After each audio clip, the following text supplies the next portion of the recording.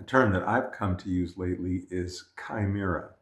Sounds a little bit like chimera, so that can confuse a person a little bit. But chimera is an ancient Greek word that probably the primary definition is that of a fire-breathing she monster with the head of a lion, the body of a goat, the tail of a serpent, and I think there are probably some wings involved in there too. So that was a mythological monster, chimera. But the secondary definition of chimera is much more interesting, much more useful, and definitely tied to the situation that we face with Ukraine now. Chimera, in that case, in the secondary definition, is a thing that is greatly hoped or wished for, but which is in fact illusory. In other words, an illusion. It's just not going to happen.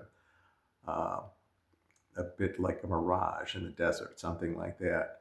So something maybe that a group of people, not necessarily a great culture or an empire or anything like that, because Ukraine was never that. In that sense, it just didn't and doesn't exist. And that's chimera, greatly wished and hoped for, but which is in fact illusory, um, and will never exist.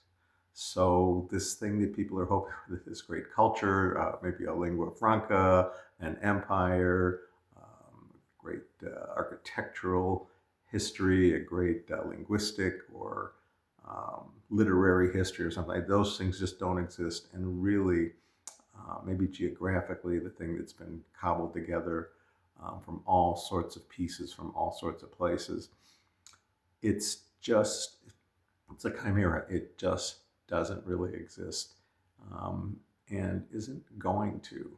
So not only are we kind of in a bad setup, and maybe with a group of people who have been unsuccessful economically, who have been intensely corrupt, and who are intensely corrupt now, and really looting us of much of our wealth as we try to pursue this great national adventure that just doesn't exist.